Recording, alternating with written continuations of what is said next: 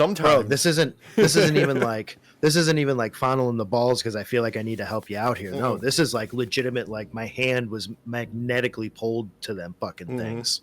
Yeah, you got them stepchildren. They need attention. Fuck, that's a great idea. Okay, if we're recording right now and this stays in, then editing Derek's gonna be so mad at all of the fucking swear words. No, editing Derek don't give a fucking shit, dude. Come on.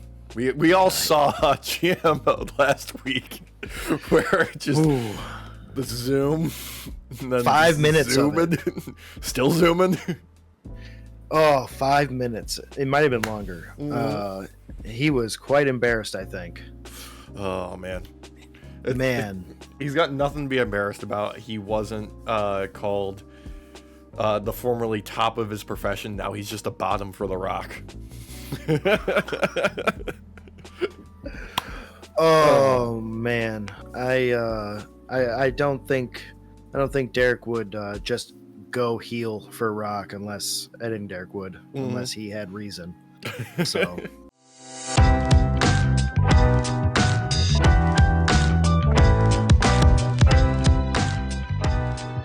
Sometimes you have to turn to the dark side, Alex.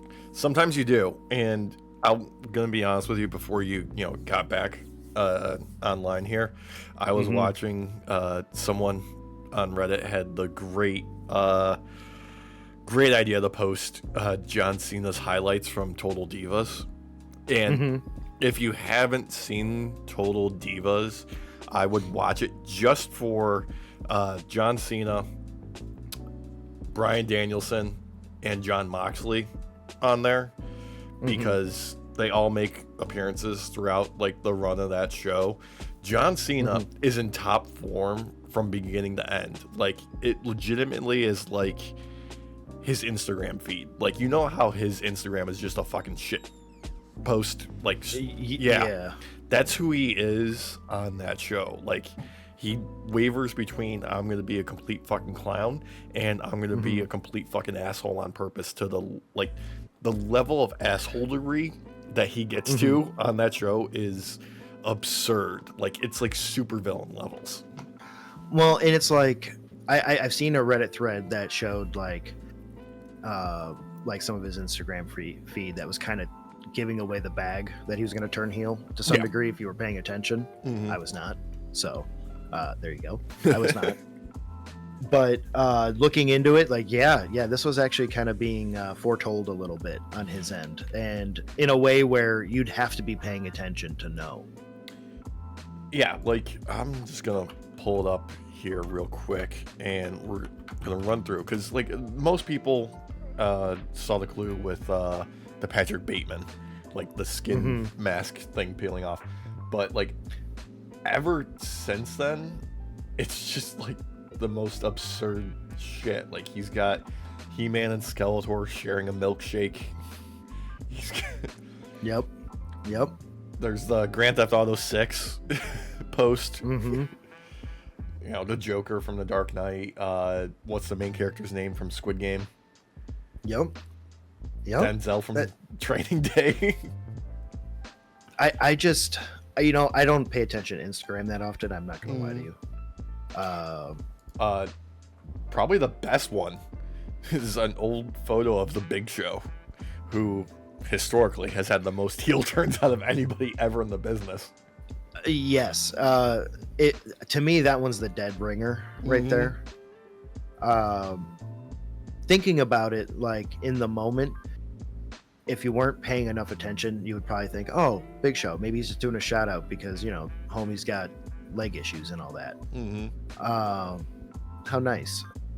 And when you really look at it, it's like, oh, this is it's kind of letting you know on something right here that something might happen soon. And he, and not only that, his merch, the end, like the end is now, or like the time is now. The last time is now. Yeah. I feel like that was kind of a foretelling as well. Like, this is the last time as me as a face.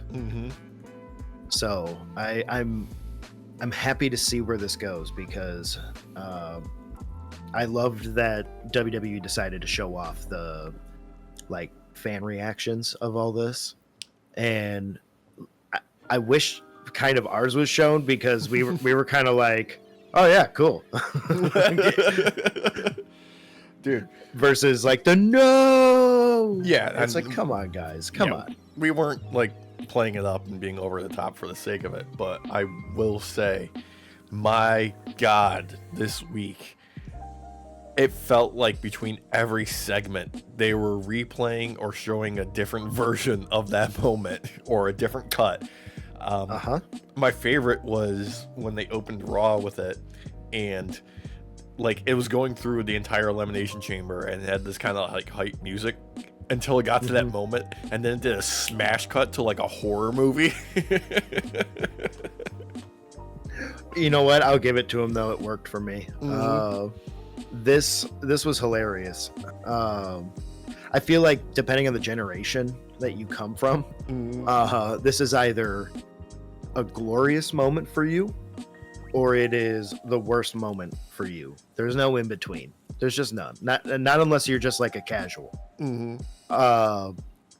Because many of us older folk really, really have been wanting him to be like not just a heel, but a frickin' heel.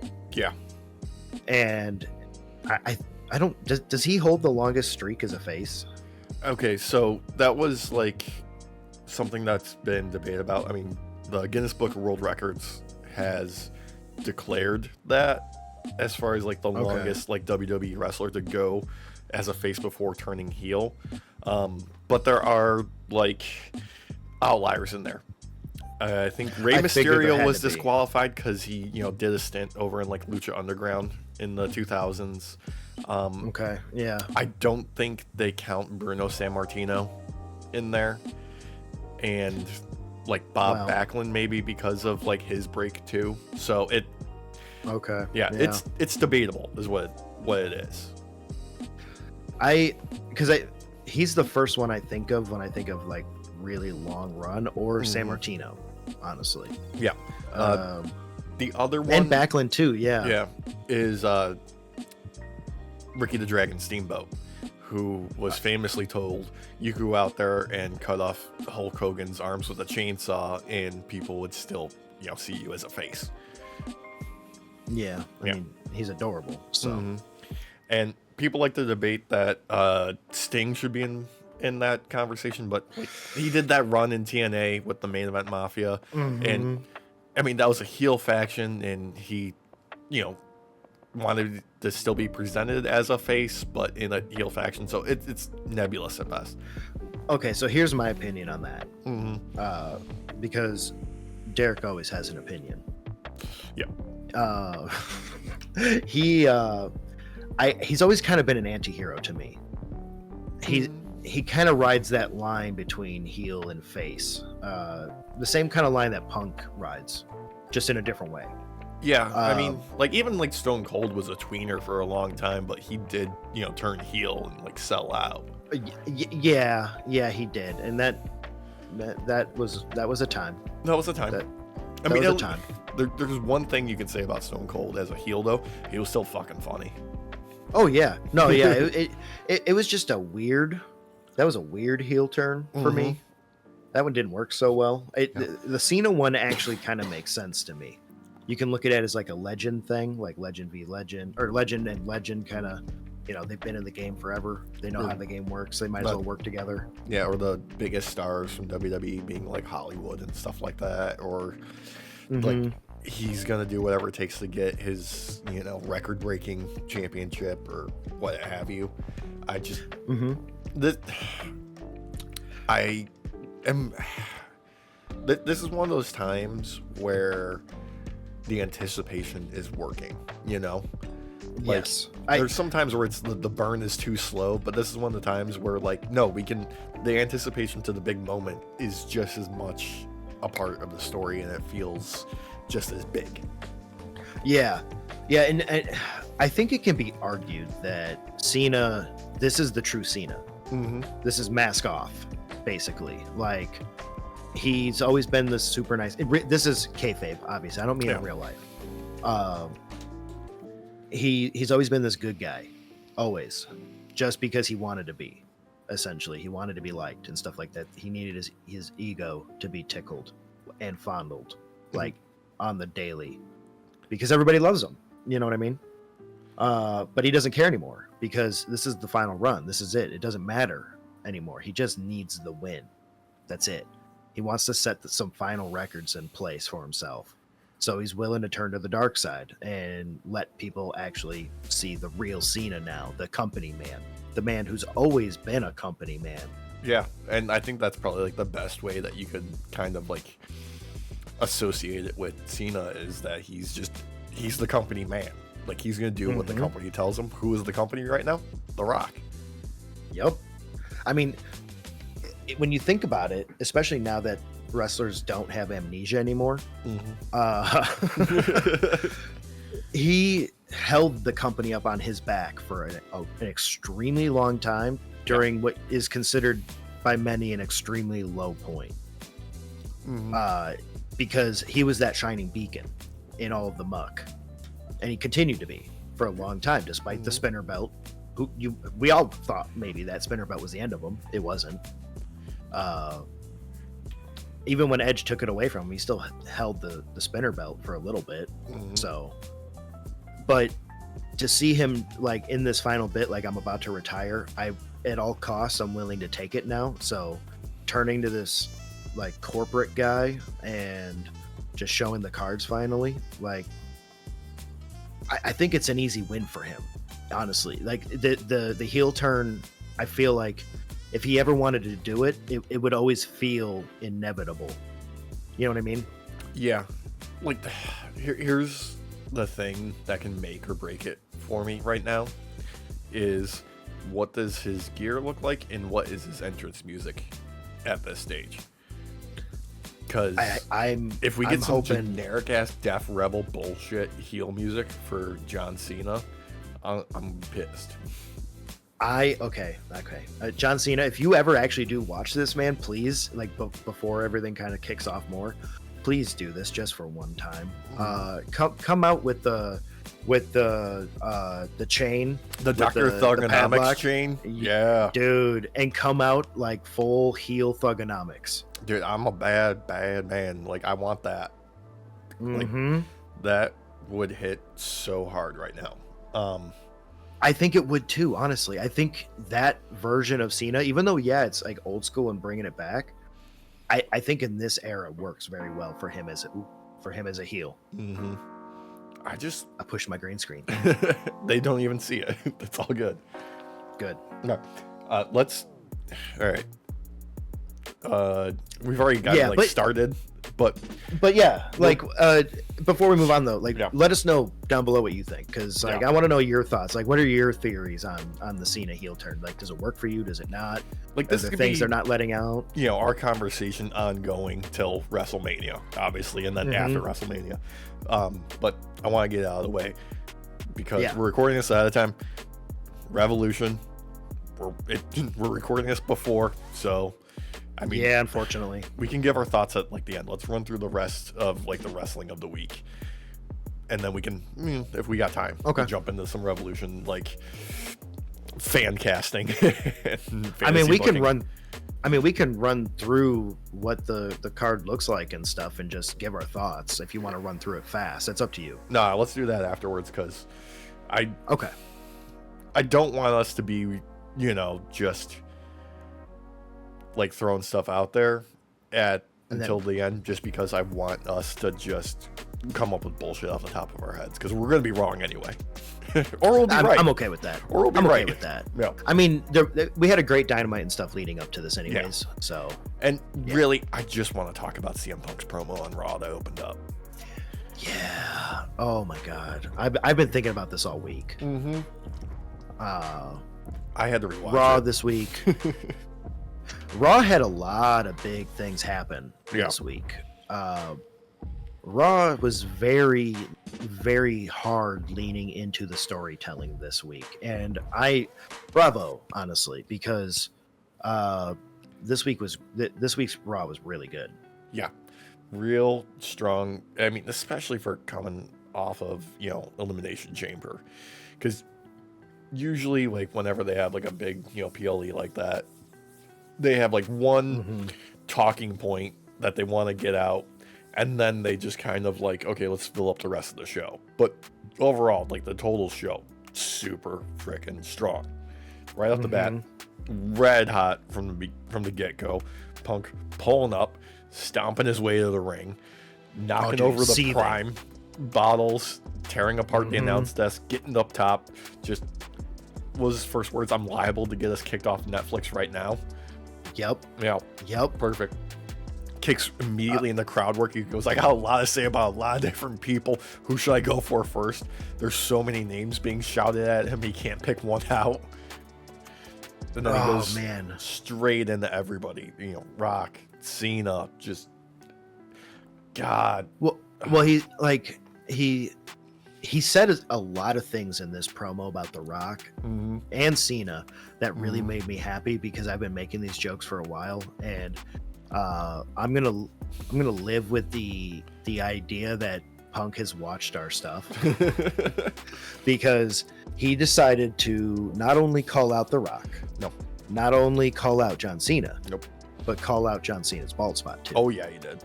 He, like, now that Cena's turned heel, it feels like that bald spot is open game for everybody, and I'm here for it. And like, it just we've just been ahead of the game. Yeah. We've been ahead of the game. Like, it's just been on the top of everybody's mind, you know. Like, the meme is like, anytime somebody comes at, you know, Big Match John in a promo, his response is always, you know, take off the hat, rubs bald spot, says nice speech, and then eviscerates them. For years. Oh yeah. Like I and we're not leaving out The Rock either, that bald fuck. Man, he is so good at playing that line of inserting a word in place of saying something else on Netflix. It was exactly the same when he called out Hulk Hogan's dusty ass, and this time it was frauds instead of fucks. Yep. That's why I'm saying fuck, because I'm, you know, that's what he wanted to say. That is exactly what he wanted to say. But I loved how he went after The Rock about the People's Champion, being calling himself the People's Champion and having this fake ass belt. And I loved him slapping his arm and going like, he's fucking goosebumps.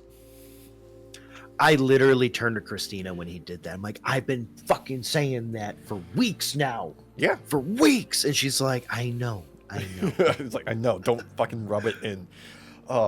This is what makes Punk, you know, just the best in the world, is because he does this. He is the voice of the voiceless. He is the voice of what the audience thinks when they're like, this is some stupid shit. Go take care of this. And he does.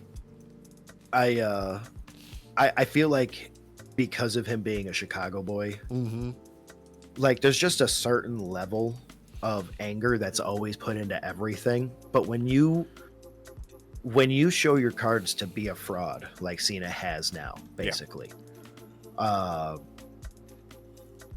it's no holds barred. No, it's literally no holds barred, because he no longer respects you. He may never have liked you, but he very likely respected you prior because of your work ethic and stuff like that. But this kind of shit, nah, bro, you're a company man. Fuck you.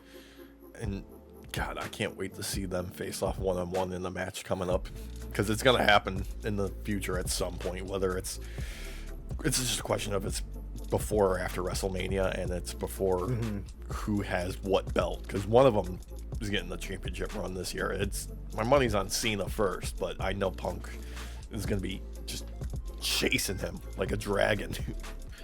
Yeah. So my thinking is this WrestleMania, Jay is going to take the belt off of Gunther, and is probably going to lose it to Cena real quick. Okay. Because I don't know if they're going to take the belt off Cody. I really don't. See, here's the thing.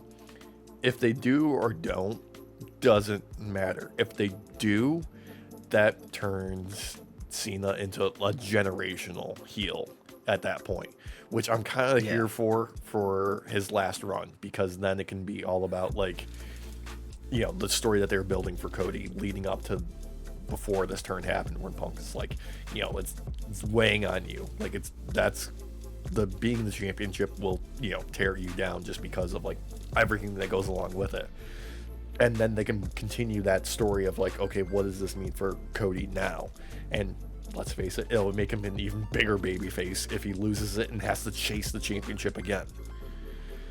Yeah, I can see it the reverse, where it like this could catapult Cody by overcoming John Cena, despite how hungry he is. Yeah, which could also lead to like the other side of the coin, where if Cena loses, okay, then it turns Cena even into an even bigger mega heel as far as like his in-ring actions. Like, he starts being more blatant with, you know, cheating and dirty tricks and like being despicable and like more evil like backroom dealings and stuff that they can do for the future to take the belt off of Jay if, you know, Jay beats Gunther.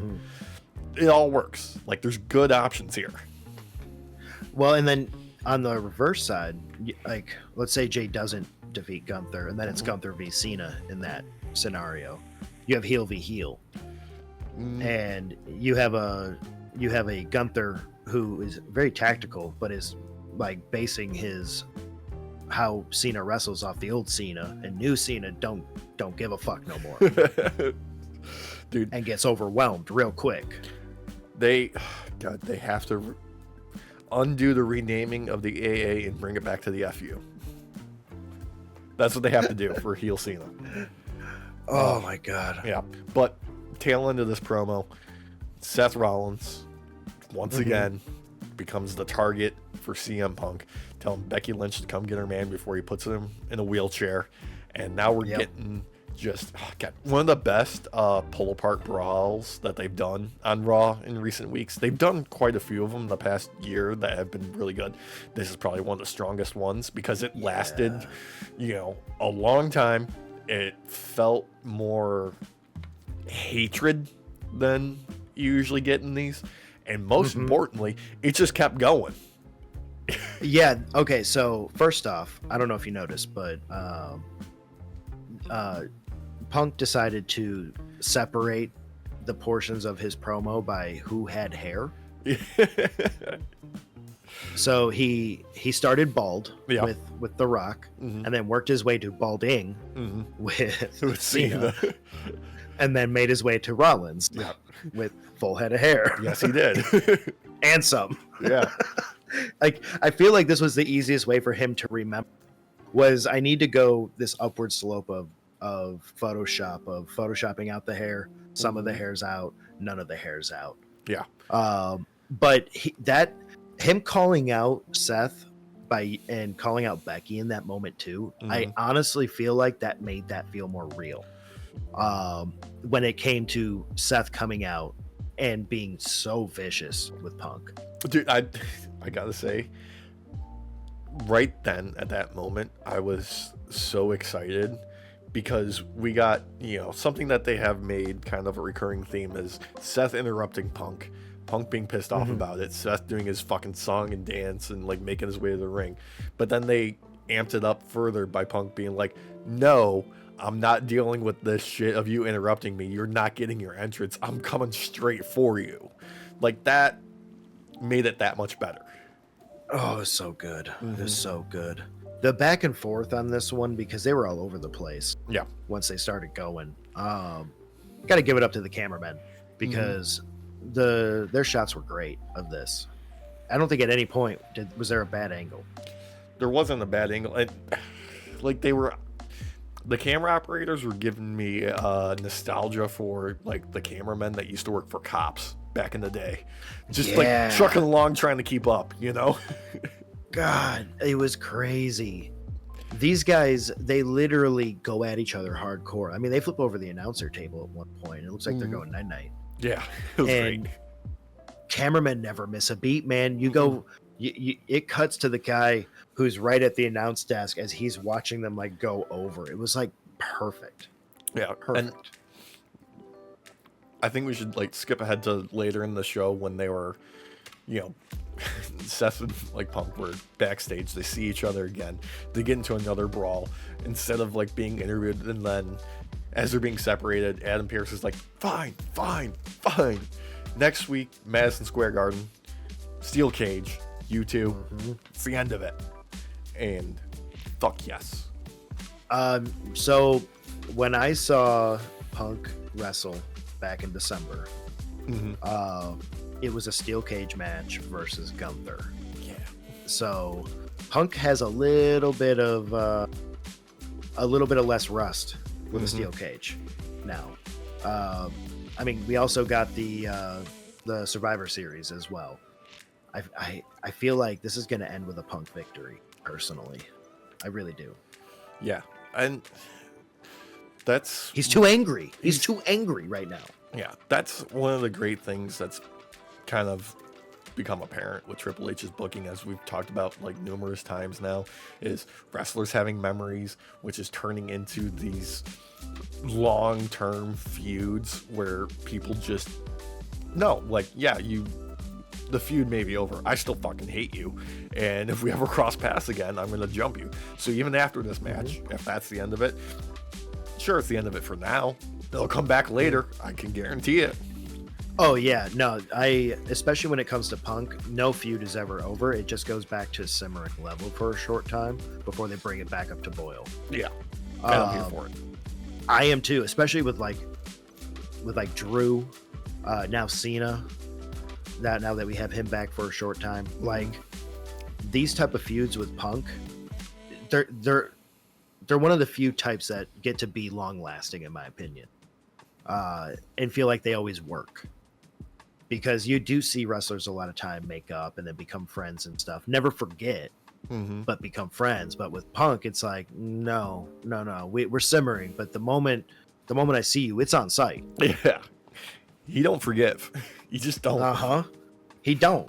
And I love that. But he's one of the few wrestlers that gets to do that, and it always works. Yeah. Like if Eddie Kingston or MJF were ever in WWE with CM Punk, it would be white hot immediately, like from the get-go. Like they would do their debut and Punk would, jump out from the crowd and attack them. Yeah, and it would not be part of the segment either. He would just choose to do that. Yeah. MJF brought him up like what, not 6 months ago. Not long ago though, in one of his promos. It was like a few months back or whatever. Yeah. Like no one forgives Punk over at AEW. No. So if any of him comes over to WWE, it's on site. Yeah. Oh god, the only friends he still has from there are Jade and Ricky Saints now. Yeah. Yeah.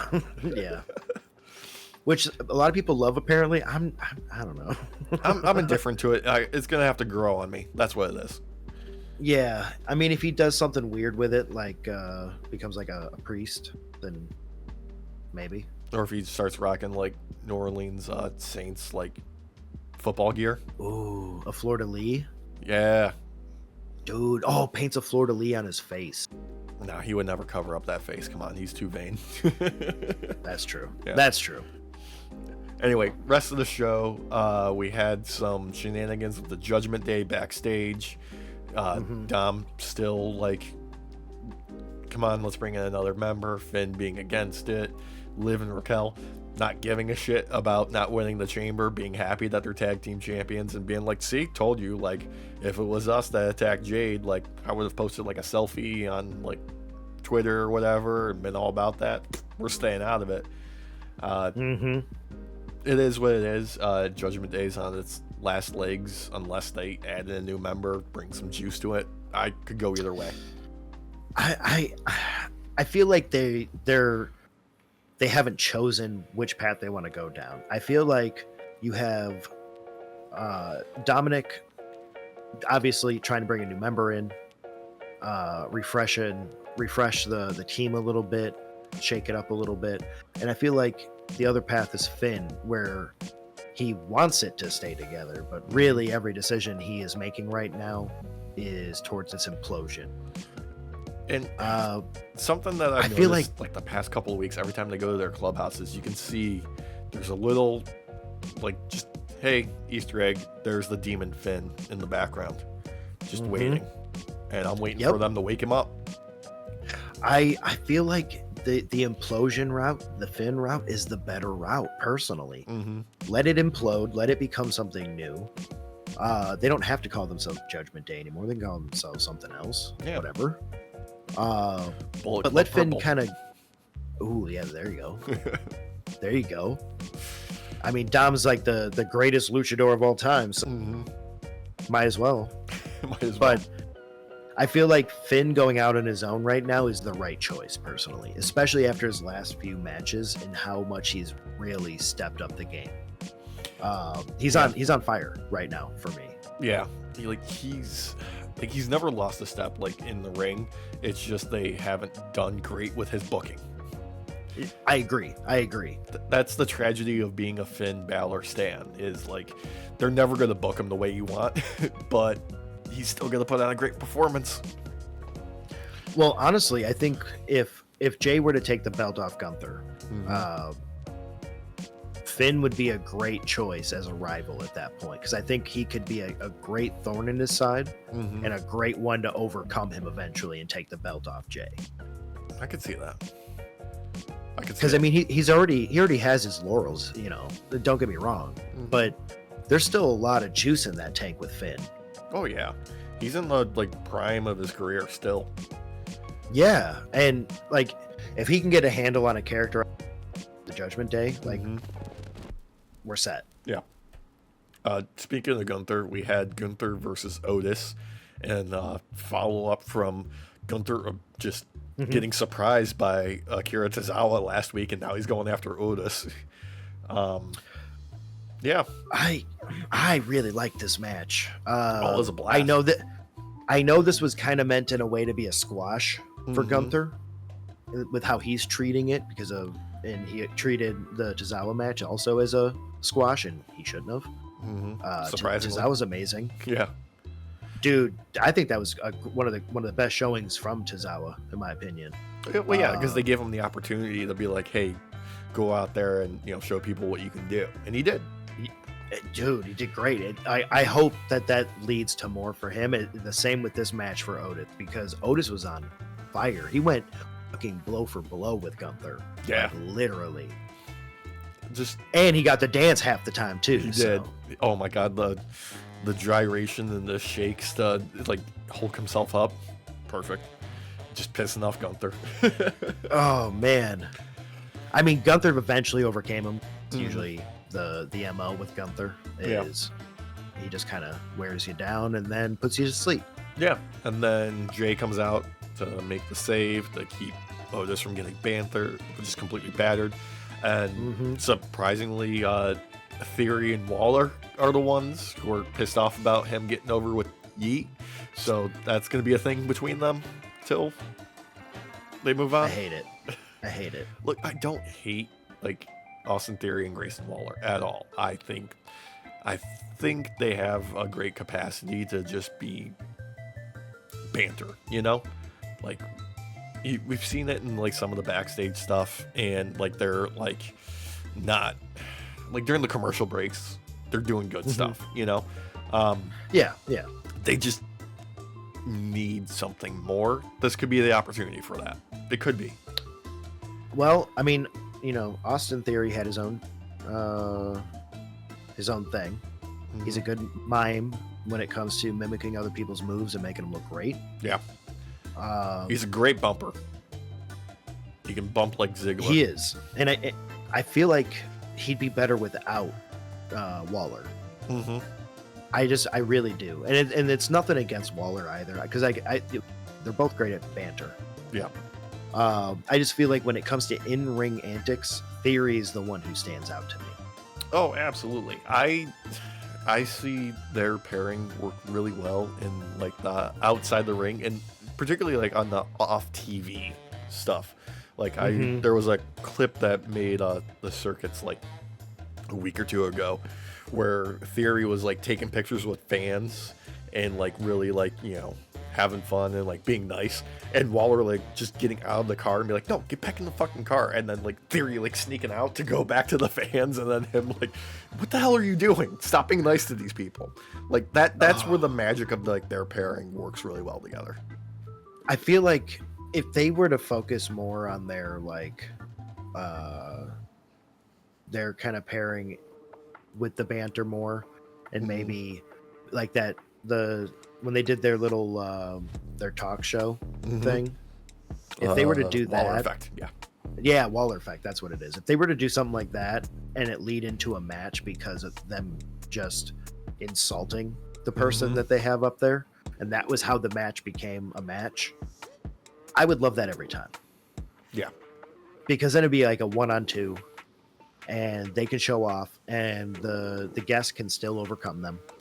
Yeah, because they can be just great. be goofy fucking heels. I'm oh god, who was it that was on that segment where they threw Theory through like one of the like, I think it was like one of the like trees or whatever they had set up, and he was just like, he had the mic in his hand and he was screaming the whole time that they were throwing him into it. It's perfect.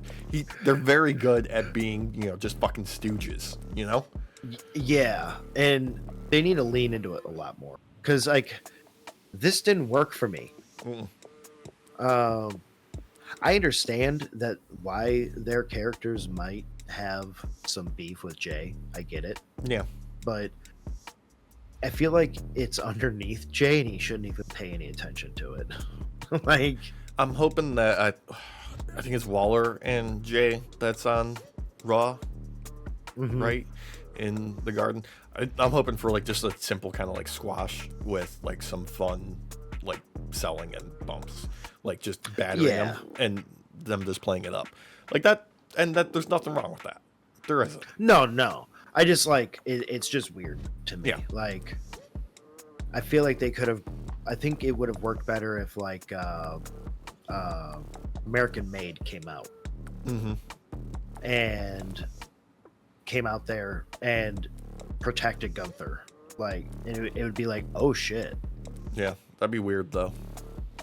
It would be weird, but because of their kind of well, I guess stale kind of feud they had with Alpha Academy, it just kind of, I feel like it would make more sense because of their like how much they don't like Otis. Yeah, I mean, speaking of American Made, we had Lyra Valkyria going up against Ivy Nile for the IC title. Yes. Decent fucking match. Crowd didn't seem to give two shits about it though. I feel so bad about this match too, because like it wasn't bad. Like, no. It wasn't. It just, I don't know. It was kind of boring, man. Right? Like, I caught myself looking at my phone, and I hate when I catch myself looking at my phone when I'm watching wrestling. Yeah. Because you miss so much in just a moment. You know what I mean? But when things are laid out like this, it's kind of hard to raw dog raw, you know? Like, it's kind of hard to not just get, like, tempted. I feel bad for the people in the building because there was a lot of downtime, like, from the setup of this match to, like, it actually, like, going. The IC title for the women right now needs to be more than just, like, the work rate title, like the men's is. Because the men's IC title has always been the work rate title. That's the one that gets defended all the time, and like whoever the champion is just going out there like week to week defending it like crazy. This is a brand new belt. They need to do a little bit more to build it up first. You know, they need they need a storyline going that like people can sink their teeth into, and give Lyra Valkyria some fucking promo time. Seriously, like them's kind of giving her a loss right after her fucking victory for the belt when it came to Elimination Chamber was stupid. Yeah. There was no reason for that. Like, I feel like it was just shitting on her after her victory, personally. Yeah. And the treatment of this belt where they're trying to do it as a workhorse doesn't work when she's already got a loss, in my opinion. At least not in the way they're treating it. It could be like, I have a loss, I need to do better every match and make this the best show ever kind of like storyline, sure. but they're not doing that. So it's unfortunate because I like both of these wrestlers. I really do. Yeah. And it just didn't work for me. Yeah, like they're both like very good at doing the work between the ropes. Like that's that they had good chemistry in this match for sure. They just didn't have anything else going for it. There was just no heat to it, unfortunately. There wasn't, and it's sad because like we had a kind of like a good storyline here where Valkyria hurt her knee, and Ivy capitalized on that the entire time since then. Yeah. And there was some good selling on Valkyria's part for being like, oh, my knee's fucked, but then she went right back to kicking with that same leg. Yes. I don't know. Like I guess give it some time. I just feel like they don't have the weight behind this belt like they do with others. No, not yet. It needs to be built up more. That's it. Then we had Ludwig Kaiser coming out, just walking out serving cunt. Like that dude, like on paper, I know I've said it before, like his entire character is, what do? I serve cunt. That's who I am. Turtleneck, the jacket, cut a promo on Penta for Penta to come out. Straightforward, promo to set up a match that we've already seen, Again, I feel bad because I like Ludwig. I feel like his on-camera time has been used very wisely up until this point. Yeah. This was stale from the get-go. Like, if I was Penta, I don't even think I would have come out and been like, brother, you're embarrassing yourself more. Like, I'm only coming out here to save you at this point. I mean, basically, it was like, I'm coming out here to end this segment so you don't keep talking. Which is unfortunate. The fans were not into it. No. They're in the Penta, but they need to do something else with Penta instead of just like, I'm going to wrestle the same, two guys over and over again. Maybe this is just wheel spinning till Chad Gable comes back. Well, that and word on the street is Penta's brother is a free agent now. Yeah, he was removed from the AEW roster online. Don't know what it means for when he would, make the jump over. If they've signed him already, if they haven't, I'm sure they're pursuing him like heavily. If they aren't, already got him like signed on the dotted line. But I mean, Phoenix is another one of those guys that's gonna show up, and if they do it right, it's gonna have a huge fan base immediately. I mean, what does a Phoenix do but rise from the ashes? Yeah, this Phoenix rises from the ashes, then does crazy shit off of the fucking ropes like you wouldn't believe. Oh yeah, and you pair them up again with Penta, and you make a tag team out of them again. Yes, you bring back hardcore matches, hardcore tag team matches. Yes, these two. Yes. Yeah, are you kidding? Begging for a tornado tag. Some of the best like hardcore-esque or hardcore style tag team matches that I've seen them do were against the Bucks.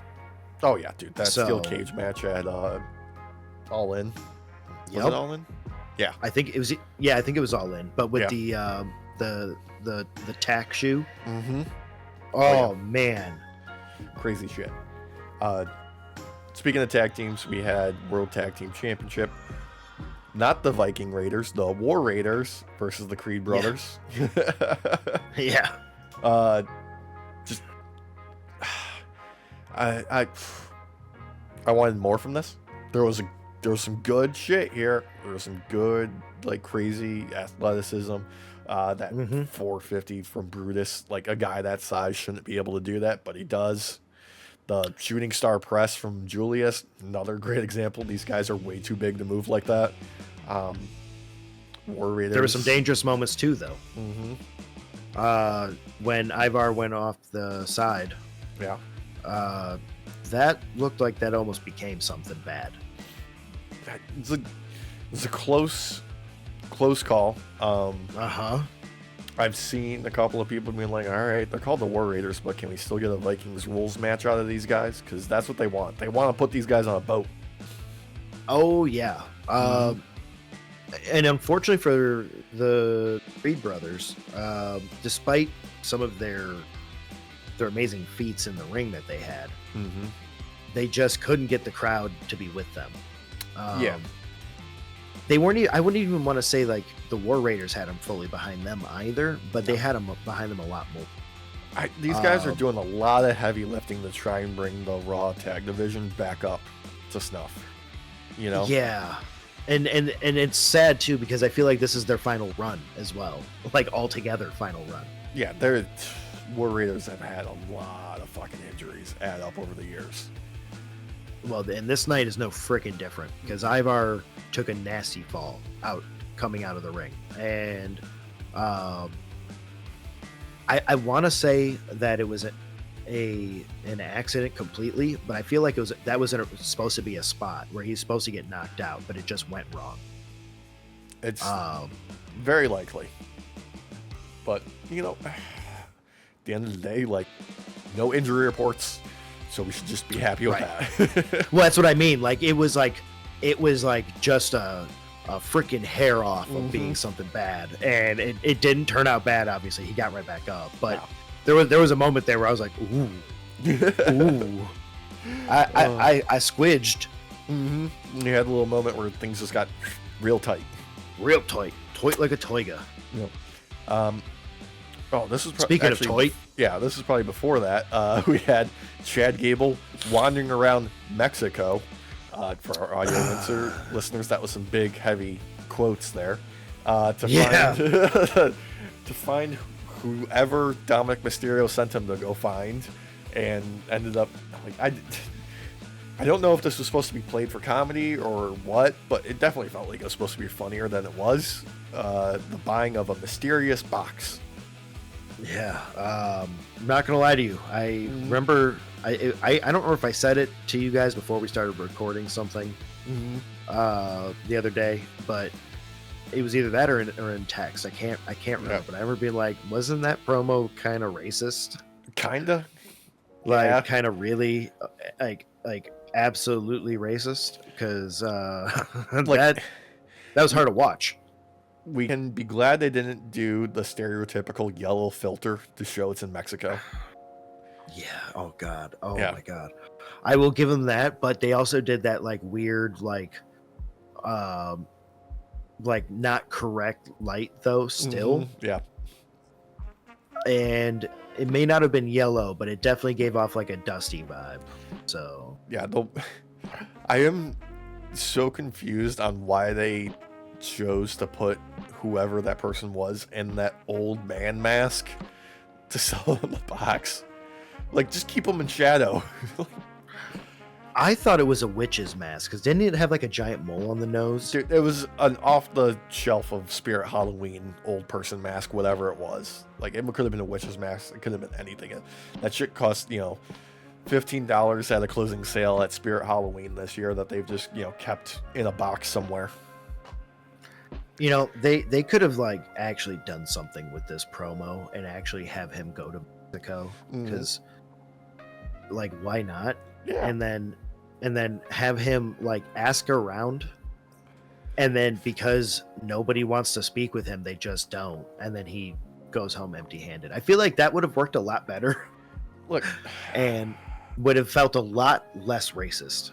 You know what would have been awesome is if they showed him, actually walking around Mexico for real and seeing some real Mexican luchadors, like those crazy sons of bitches that do lucha wrestling at like stoplights in like Mexico City and shit.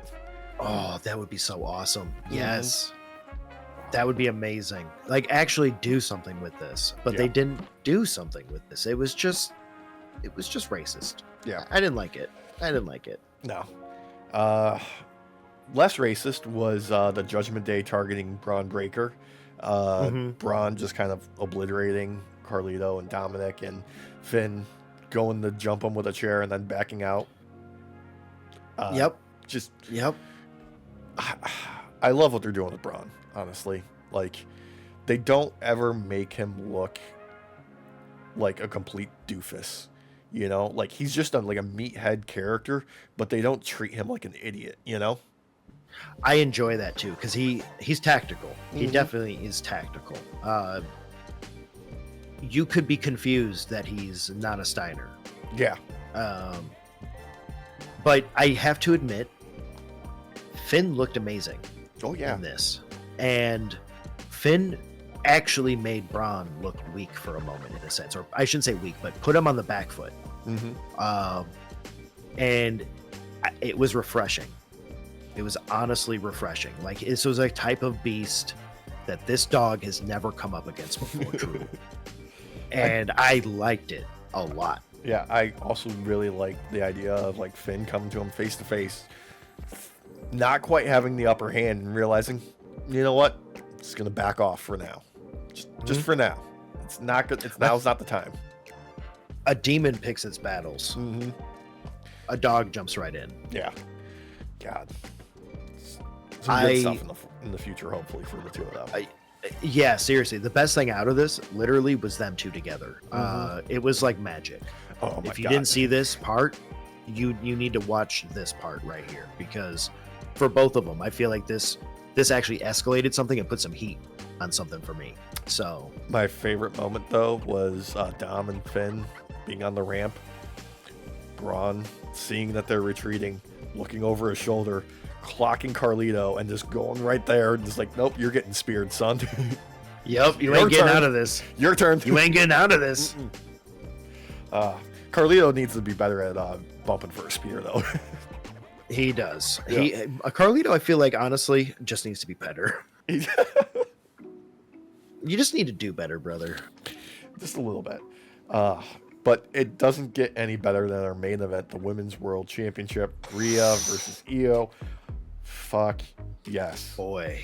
Oh, man. This was everything you wanted it to be and more. Io Sky hitting all the moves of her damage control faction teammates, the insane elbow, the Asuka lock, the what's it called? What's the Dakota Kai's fucking corner kick called? Oh yeah. She did it. It was awesome. That's the important bonsai kick. Is it bonsai kick? It's something like that. It's something like that. Yeah. Yeah. Anyway, awesome.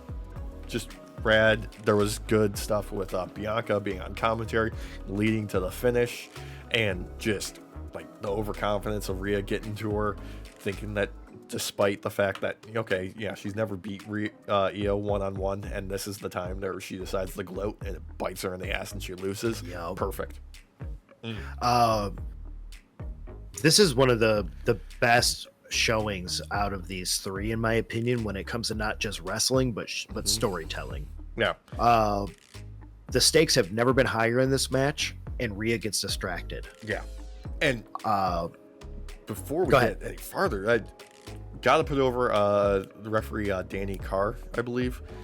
Yeah. Great work from her in this too. Like doing keeping Rhea and Bianca separated, barking orders, taking it seriously, not going for the disqualification right there, and just like playing it up for the story.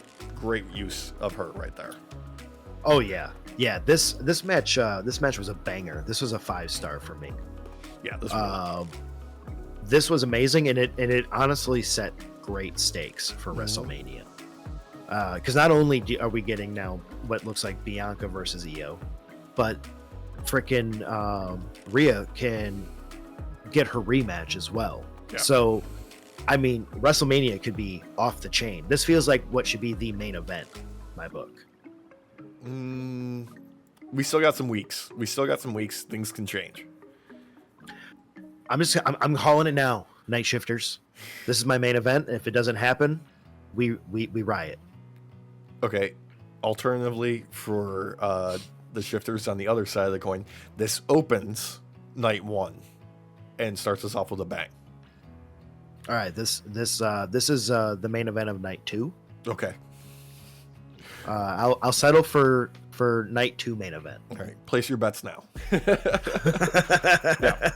This ruled. The interview with Rhea after the show, with her crashing out, also ruled. All of it perfect. Yep. Yeah. This is my first 5-star of the Alex. This was literally a 5-star for me from beginning. Because of the fact that it was not only amazing wrestling, especially from Io. Oh yeah, she don't miss, dude. But I feel like Belair, Bianca was just like the perfect mix for this. Mm-hmm. Just the perfect mix for this. This was already the greatest match of the year for me. This was already a perfect match. There's a little extra EST that was added to that, Alex. Yeah. EST is for extra spicy Trinity, because that was Naomi, and she turned it up for Bianca. Now she's pissed off more. Yeah. We'll get to SmackDown in a little bit. Let's talk Dynamite. Right off the bat, first segment, it's Ricochet and Swerve contract signing. The little wobbly, like promo wise, but saved it at the end with Ricochet going to attack Swerve with the scissors. Swerve catching it, cool like a motherfucker that he is, and has his own inside his jacket and just right to the fucking head. Yup. This is like up there with one of the many reasons why I love Swerve as a wrestler. He's just the coolest motherfucker in the game. Like, undoubtedly. It's hard, Alex, not to pick a side. Yeah. I'm just gonna say that. I'm having a hard decision, Alex. Mm-hmm. Picking a side. Yeah, I get that. I understand that. That's totally fine. I'm not having a hard time whatsoever. Swerve, I've had his back for a while now, and he's one of those guys that just like, God, when you say somebody needs to understand their character in order to be successful, just look at Swerve. Dude understands his character to a fucking T. Yep. I should say from a moment ago, I was showing. Yeah, I was showing, not telling. Bam, bam, bam. I am also behind Swerve. 100%. Yeah. He is honestly has some of the best matches in AEW for like the past year, and he never misses. Everything feels like it's over the top in the right way when it comes to the matches themselves, but he always carries himself just like a straight faced dude. Yeah. Like, he shows up like a stone cold fucking killer, and then, he delivers on that when it's time for the, show to start in between the ropes.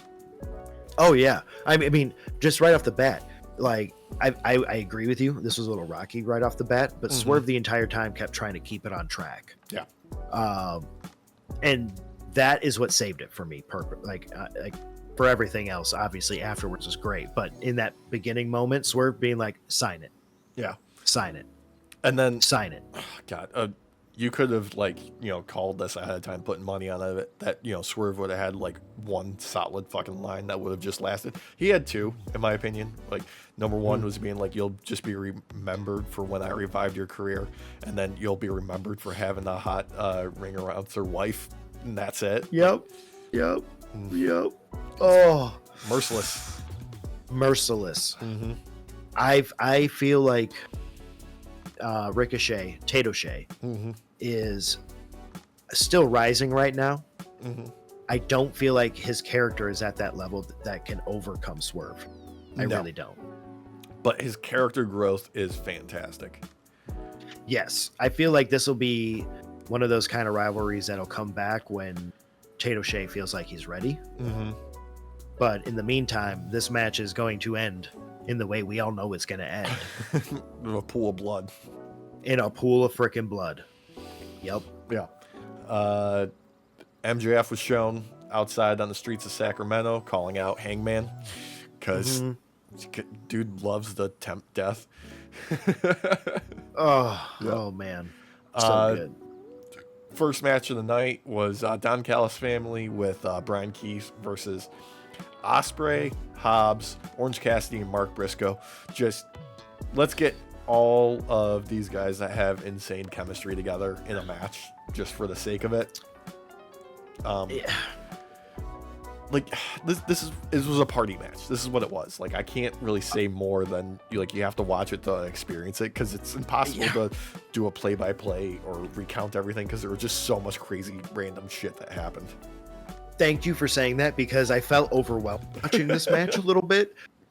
There was so much happening at any one time. None of the cameras really fully knew who to watch. They just kept like a more of a wider angle so they could all get it all in. Yeah. It was, I mean, there was definitely some close-ups. Don't get me wrong. It's not like there wasn't, especially for some jumping out of the ring antics. But goddamn, was this match good? Goddamn, I don't care that this was a party match. I needed that for an open. Yeah, this was legitimately like AEW doing what it says on the tin of like, you came here for a good time. That's what we're going to give you. This is like, let's make the crowd happy kind of match. That's all this was, and it didn't need to be anything more than that. It was a smorgasbord, Alex, of all of your favorite pieces of meat, all of your sides, all of it. I mean, this was like old country buffet in its prime, brother. This was an amuse-bouche of everything that is AEW. It is. Yeah. And I needed it. I needed it. This was refreshing, especially with all of the antics with the Death Riders and everything. This kind of a match is just like, especially like, because we had the Samoa Joe match, the Ops match, I should say, the other week, and that was again just a fun time. Yeah. And one of my most favorite matches in AEW recently too. And it's just like, I need more of this, man. Let's go back to like fun times. Yeah. One thing I gotta say about this, I want to be on record about this. Will Hobbs, the dude knows how to get gear. He has got the best looking gear you can fucking buy. Dude looks fucking $1 million with every time he comes out with something new, and he never misses. Never fucking misses. Yeah, I agree with that. The dude's got drip every time. Every time. Yeah. Also, shout out to Will Ospreay, who posted on social media after this match saying that he's going to get a matching singlet as Hobbs so they can be Big and Little Willie. Dude. Yo.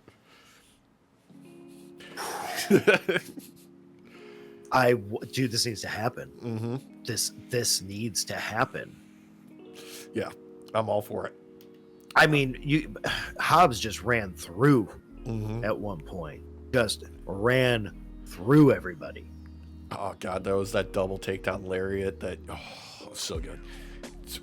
Go back, watch this. Have a blast. Again, this match has a lot, so if you feel overwhelmed, I understand, brothers. Yeah, that's sisters. It was the intention. And they thems. Yeah. Following that, we had the advertised match of Cope versus Wheeler Yuta, which did not play out like I expected it to. It was far more focused on being technical, and Edge, Cope playing head games. Thank you. Yeah. Sorry. He's calling back to his old days of being the ultimate opportunist. Like, he's playing head games now. He's being manipulative more than he's been since he started wrestling again, I would say. You know, this is giving me old school, like, I'm going to do things that you didn't expect and win type of stuff from him. I feel like this match overall, like, was a pretty decent match. Yeah, fine. Like, definitely worth it. I feel like the storytelling that came out of this entire bit was great. I feel like you're right. I feel like Cope is playing major mind games, and I feel like he's kind of realized that Mox rules through fear, even with his own men. So if he can be nice to them and actually show them some respect, he might be able to maybe not bring them over to his side, but maybe make them neutral. Yeah, like the dismantling of the Death Riders by Cope, I'm here for it. Like, this is the first time that, like, since they kicked off the Death Riders, it's actually it made me feel anything. Like, there feels like there's stakes to it. It feels like believable somewhat. Like, the story is not just, Moxley rambling in a dark corner of the arena. Exactly. I feel like you could call Yuta, like, brainwashed, and and Cope coming out there and being the unwashing, the rewashing, the cleaner, the cleaner. Yeah. Cope be cleaning. Yeah. Cope's Cleaners. Oh my God. Yes. Yo, that needs to be a shirt, brother. Following this, we had Mox coming out from the audience and just berating Yuta, chasing him off, cutting a promo. A little bit meandering, but more focused than his usual. Yuta shoulder checked Mox before walking off. He gave him a little tap, too. He gave him a little tap across the face. He did. Yeah. He did. I'm he just could saying. put a little bit more mustard on there. Well, yeah. He didn't turn the TV off. That's the issue. Yeah, he didn't see Travis Scott give a slap to Cody Rhodes. Yeah, there's some controversy there that we'll be talking. Oh yeah. Then we had a hype package for Kenny versus Takeshita at Revolution. Hell yeah. Yep. Fucking. I'm here for it. Just fucking let it ride. Fuck yeah. Yeah. Fuck yeah. Yeah. We cut back to MJF with Renee Paquette outside to get interrupted by Hangman trying to run him over. Pretty safe. Like a half second, and it would have been bad, but it was still pretty safe. Yeah. Overall. Hangman chasing down MJF, battering somebody who turned out to not be MJF, just dressed like him. Yeah. And and one of my favorite segments of this fucking week is MJF sneak attacking Hangman, them getting into the ring, him beating him down, revealing a shirt that said MJF did nothing wrong. Wrong. Grabbing lighter fluid, pouring it all over Hangman, trying to set him on fire, getting dragged away, and just screaming, "Let me prove my point," by a dozen security guards. God, okay, this hit like Punk and fucking Rollins hit on Raw Monday. Yeah. Like, I watched Raw on technically fully again on Tuesday. Yeah. I didn't get to watch it all the way through on Monday. Yeah. And but then I watched Dynamite live all through, and I watched this, and I was like, oh my fucking. Yeah. Like both of these segments are two ways of doing this kind of segment, and both fucking slap. Oh yeah, they do. The only thing I have to say is there is no way they can have just a normal fucking match after heating it up this much. No. This needs to be a fire match. This needs to be a this needs to be an extinguisher match. No, this needs who gets to be, put out on fire first. This needs to be an old school, like I think it was like All Japan Wrestling Inferno match where they have like the fire on the outside of the ring the entire time, and then there's an explosion at the end for whatever reason. Oh, can we electrify the ropes and have fire shoot off every time someone gets put in? Yes, we can do that. We can do an exploding wire barbed wire death match. Yeah, why not? That's where this is going anyway. I know. Thank you. Couple of rad promos and stuff followed this. All for it. Outrunners getting a montage training for their tag team title bout. Then we had the director of the new movie Queen of the Ring with Tony Storm out there to sell the film. Actually, pretty fucking funny, if you ask me. This was a great promo. Yeah. I fucking love this. Tony just owns this fucking promo. Dude, she owns just everything. Owns it. And then as make good of last week, we had Statlander and Thunder Rosa going up against Megan Bayne and Penelope Ford. Fuck yes. Bayne looked fucking dope in this, like showing off the strength. Yeah. Like, I'd love it when a wrestler uses another wrestler to do their moves when it's a bigger wrestler, and like the feel of it being like, this wasn't talked about beforehand. I'm doing this to you. You are now my weapon. Like, and then incorporating it into the future on purpose. Love it. Do it. Dude, Bayne, she caught Thunder Rosa and then threw over the top rope. Yeah. On a Statlander. Like, holy crap.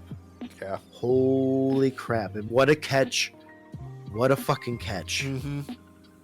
This match fucking banged, bro. Yeah, this was fun. This was was fun. Yeah. Yeah.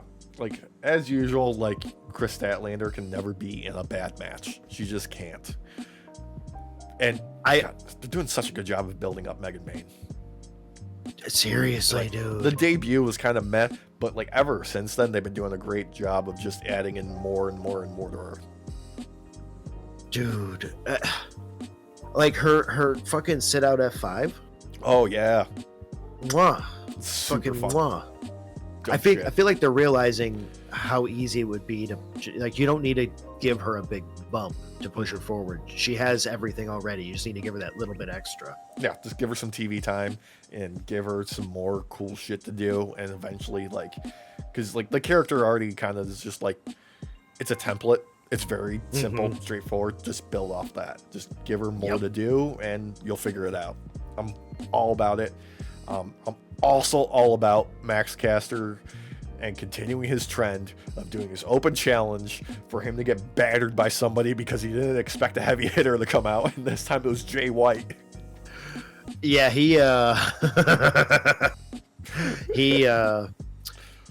God damn. I think it's the tassels, brother. Yeah, it's the tassels. It's everything. It's the personality. It's the Warner Brothers Max logo tights. It's all of it. It's sucking up the fucking little certification for his copyright.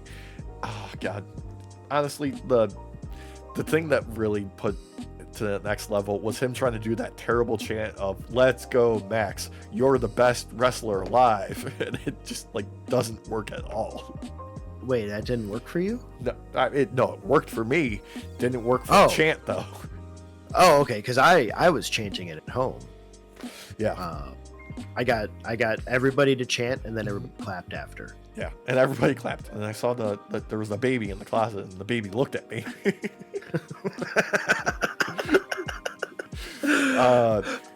The main story of that though was after the fact was Jay White getting on the mic, giving his thoughts ahead of Revolution. So definitely, okay, signposting right here, something's gonna happen with Jay White and Cope and Moxley's match. Just gonna be a question of what and when. Yeah, I think it's gonna be a turning on Cope moment. Yeah. Another highlight: Renee Paquette has a sit down with Toni Storm, Mariah May, and had their match, and just God damn, just thank you for no physicality. Mariah May immediately gets up and spits in her face. Yep. Just immediately. Oh my God. And then Toni Storm with the line of, "I'm not sentencing you to death. I'm sentencing you to a life of mediocrity. Like, you'll be good, but never great. They'll cheer for you, but they'll never love you." Like, just all of it. So good.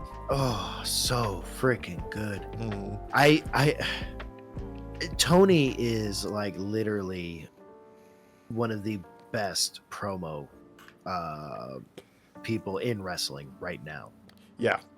I mean, especially when you look at her growth, like from her pre-AEW stint in WWE to her transferring over to AEW, not really like making a big impact, but not like discovering a good promo until she became Timeless Toni Storm, and just amping it up more and more and more and more to just being top of the game right now. Just top of the game, hands down. Dude, like any federation would be like put over the moon if they had her. Like AEW is so lucky right now.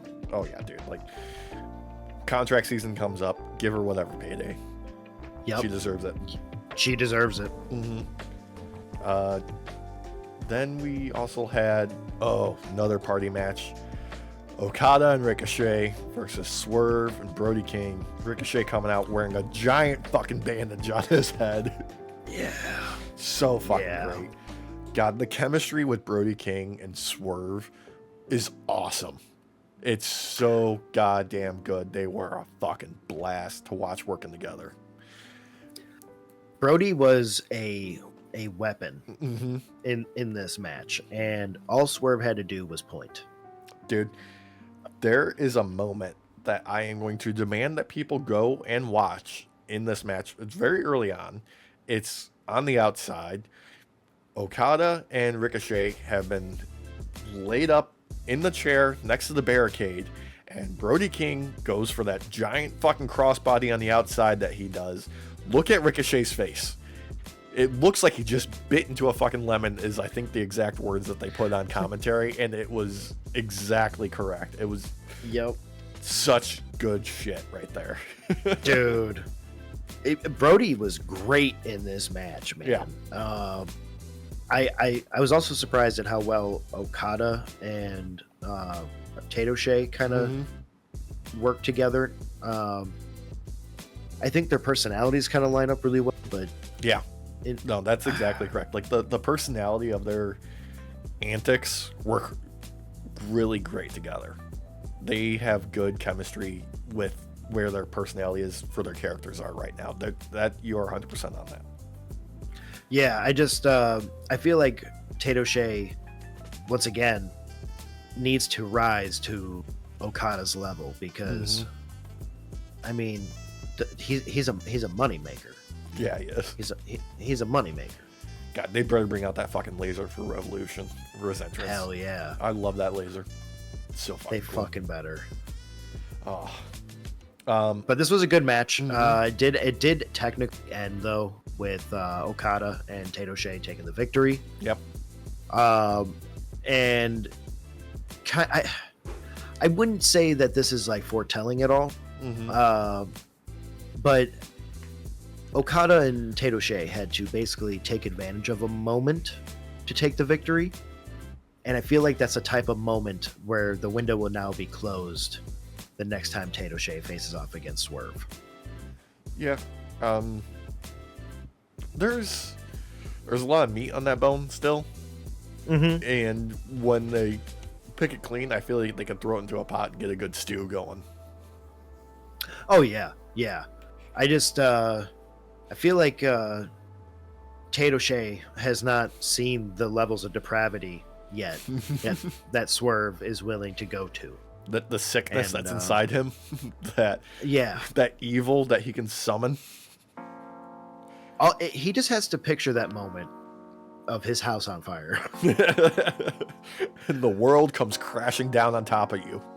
Oh God. Like I kind of feel bad for Ricochet, to be honest with you, because as much as this may rise his career, he may not be able to keep competing after this. But what a worthy sacrifice it would be. Going out on his fucking shield, right? Come on. For real. Oh, God. Okay. This is a great show, though. Great show today. Like, AEW is fucking cooking. Yeah. But ever since, like, they've completed their contracts for the bigger arenas, been able to go to the smaller ones, get the hot crowds, it's just paid off, and like the creative is in a good place. Like even the Death Riders are somewhat interesting right now. I mean, that's the lowest thing on the fucking show, but at least it's still interesting. Well, I feel like because we're watching the dismantling now, and that's why it's interesting again. Yeah. Because it wasn't like how Young Bucks just kind of went away. I know. Like, what the fuck were they shredding? what the fuck were they shredding? Yeah. We don't know. We'll never know. But we want to know. A little bit. Oh, God. They'll come back and then we'll be like, oh, you guys are going to be doing something, and there's going to be little meta clues and all that shit when they're working in top form again, and we'll be rejoicing again. Well, word on the street is that what they're having talks with Creative now about a return. Who knows when that'll be? Probably the summertime at the earliest, but it looks like the Young Bucks might be back in 2025, brother. It looks like that. It also looks like this run that Kenny Omega's on is leading towards the unification of the International and the Continental Championship. Yes. I feel like Kenny is going to unite a lot of belts during this time. I'm here for it. He's kind of like did you see that last season of Loki? Yes. Okay, where he sits down and is the one who holds all the strands of time. Yeah. I feel like that's Kenny. That's this run.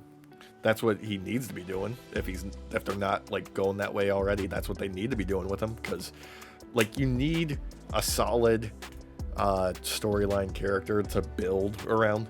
I mean, for WWE for the past couple of years, it's been Bloodline / Roman Reigns. Like all of the storylines that are happening currently, the big storylines in WWE right now, are all tied to that center point of Roman Reigns. Like he was the birthing point for the creative revolution and renaissance that they've experienced. You do the same thing with Kenny. Just do that. Let him unify belts and make them one belt again with certain belts, and let him pass it off to someone else and let him move. I feel like he is the one that purges all these different storylines and allows a more unified thought process. Yeah. You don't just bring the wrestling god back and not allow him to alter time. Yes. He's a chrono god. Okay. SmackDown. Yes. More replays of Elimination Chamber. More Drew McIntyre targeting Damian Priest right off the bat. Then we got opening match Tiffany Stratz versus Piper Niven because of some backstage shenanigans, and Nick Aldis is being like, you know what? Enough of this goofiness. Go out there. Go have a match. It's nice to have Piper in the ring, really. It is. And I feel like she's the one who kind of did most of the effort and held this match up, which is kind of weird to say. Yeah. I enjoyed Piper's time in there. I feel like she also had a couple moments that were really dangerous for her that ended up not being. It was another one of those, a hair here, a hair this way, and that goes way differently.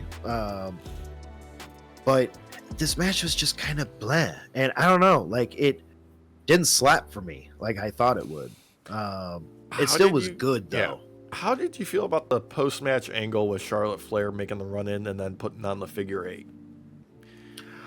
That I did like. Did you? Okay, I thought it was kind of okay. And I mostly forgot about it. I'm gonna tell you why. Okay. Okay. We know how we've brought up before how she never looks the same twice, and like she looks like a different person each time. I thought we were getting some new pirate character. I'm not even kidding you. Like for the first maybe 15 seconds, I didn't know that was Charlotte Flair at first, and I thought we were getting some new pirate character coming in. I was like, oh shit, a pirate! And Bertald's back. Yeah, bro. I was like, whoa, dude, we're getting yar. And Christina looked at me. She's like, "That's Charlotte Flair." And I look again, and sure shit, it's Charlotte. Yeah. And I'm like, oh, why the fuck is she dressed as this weird pirate? Like this, like anime pirate, like a pirate that would have a longer jacket than their pants. Dude, I don't know. Like her presentation's been all over the place since she came back at the Rumble. It just has. Oh God! Otherwise, that part didn't actually work for me at all. I was just the pirate angle did. So WWE, if you were listening, bring a pirate character in because I was over the fucking moon for 10 seconds. Yeah. But then she started talking, and you could hear her from the audio, from the camera, and it wasn't good. And then she did that fucking exorcist thing. Yeah, the figure 8. Yeah. I don't know if I want to call it that. It's like a leg stretcher. Yeah. It kind of stretches out your calves and your quads a little bit. Looks weird. Yeah. It looks, especially when you're dressed as a fucking pirate, dude. Yeah. They got out of that and they're acting like they couldn't. Quick. Okay. They bailed. Who was the tiny ref guy who came up underneath her? Oh, wow. Begging her to stop, and the cameraman zooms in on this man underneath her archway and is like trying to get her to stop and acting like this is the most powerful thing he has ever experienced and cannot move this woman. Like, this was very much of like, let's put it on the bulletin board, we'll see if it works type of thing. Like they didn't they didn't rehearse it. Like, they didn't practice it. They didn't see what it would look like. They're just wrote it down like, that'd be cool, right? They get the tiniest fucking ref to lay underneath her to try to get her to stop. Oh man. I just feel like this could have been just a comedy segment, and that would have been fine. And I know this was not meant to be comedy. No. So I feel bad because it didn't technically work in the way they needed it to. They need to go with this new pirate angle though, and just let her be a pirate. Oh yeah, totally. I'm all here for it. I'd love a fucking pirate character. What was comedy though was Nick Aldis backstage with his fucking whiteboard and all of the fucking lines like he's Charlie in fucking the mailroom and Always Sunny, just like drawing lines from all the different tag teams, trying to untangle the tangled mess that the web that they have woven has become of the division in SmackDown. God.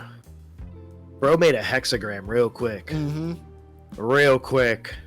And he's not wrong. The chaos is actually there in the tag team division right now. Like, I feel like there's no real direction fully. It was for the chaos that it was a fun segment to get out of it though. Like, I loved it. Yeah, it was pretty great. Yeah, it was awesome. It was hilarious. I was laughing my ass off. It was a great moment, and I feel like Nick straight manned it. Yeah.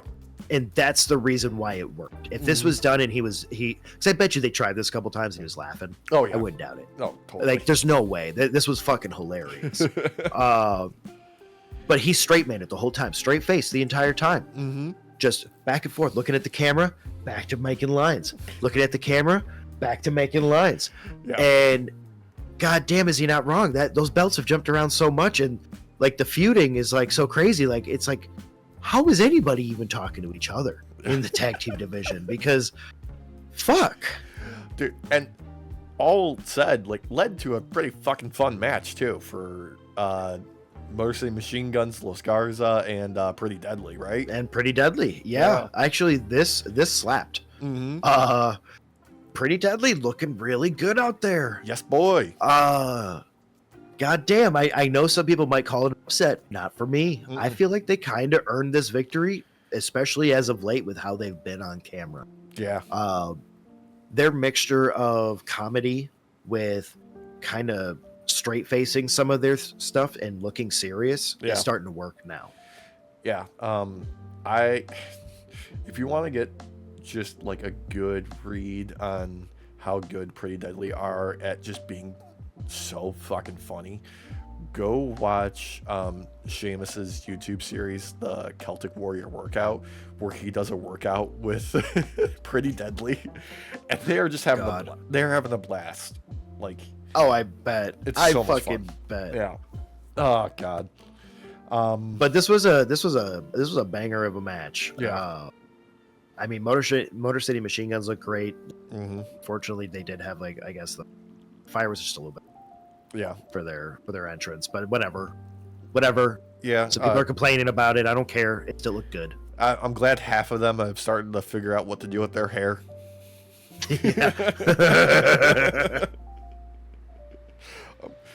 Dude, Shelly, Sabin, love you guys, but same page, okay? One of you can have, the undercut with the sideburns and the carving and the dye. The other one needs to do something other than what a 5-year-old would get, okay? For school picture day. God damn. I feel like he should go they should go the Hardy Boys route, and he should get a white streak in his hair. Something. Just anything. Just get in the same page, boys. For real. Oh, God. Then we got Bianca coming out to finally talk about Jade and Naomi, and pretty fucking dramatic confrontation with Naomi. I am going to admit something to you, Alex. Yeah. Their ability to do this actually made me. I know, right? Like, I cried. It felt like a real conversation, whereas usually with like promo segments like this, it's just like two people talking at each other, not with each other. This felt like an actual like verbal confrontation, especially when they started talking over each other. It almost feels like Bianca was actually not let in on this storyline completely. Like there was an air of doubt in her mind. Like that's how real this felt. Like outside of kayfabe kind of shit. Yeah. Like if she either sold this completely, which I do believe. Oh, totally. Or there's that offhand chance that she didn't actually get line until. I mean, which would have been cool too. Yeah. If you just want evidence of her being fucking top rate these days, go back and watch the feed from her pod at Elimination Chamber at that opening bit when Jade came out and made the attack. Like she was distraught and selling it like she was going for an Oscar. This was the type of moment. Yes. Any way I would have explained it would have done it justice other than her going for an Oscar, because that's how fucking good this has been. And Naomi can't be discounted either, because Naomi cried on command, which is probably what helped sell into me crying too, because I did cry during this, because I've been behind Naomi and everything too. So like, I didn't feel betrayed. Like I'm okay with like a Naomi heel turn. I'm gonna have some fun with that if that's what actually comes out of this. But she wouldn't answer the question of whether or not she did it. She wouldn't answer. And this is another one of those, like, Bianca keeps it on track.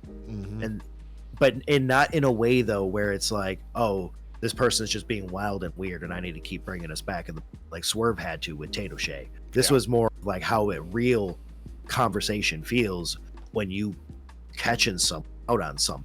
Yeah. And they're not answering the question, they're dodging it over and over and saying different excuses like, yo, I've been there for this for you, been together in this, I stepped up to the plate when she was out.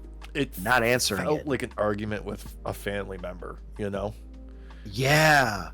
It felt wrong. Pun intended. Even though this was on SmackDown. But SmackDown, thank you. Thank you for the correction.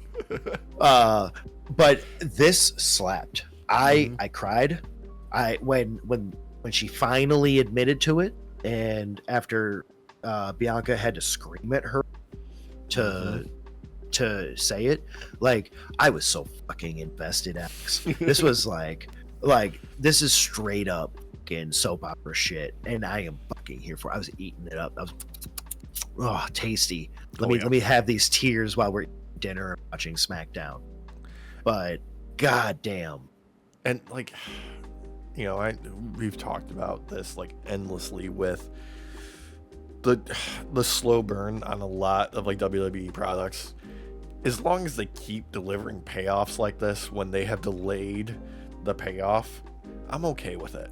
Like we saw it again, previously with the New Day.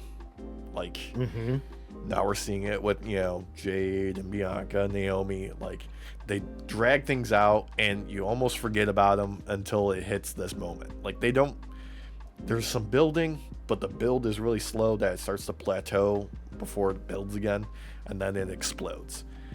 If they could just tighten up that build on these arcs, I'd be a little bit happier, but I'm still very happy where we are getting to these like points of conflict in these climaxes. Yeah, I wish we got to this point sooner. Yeah. I think this would slap, because it slapped fucking, but I think this would slapped even fucking hard months ago. Yeah. Oh, absolutely. I also have to note that Bianca went black coming up, like the death of their friendship. And so did Naomi. And then we get some music slamming. And fucking Jade comes out in this like see-through white Z with red blood, like blood all dripping down. And she's wearing white fucking kicks that have blood on them too. Yeah.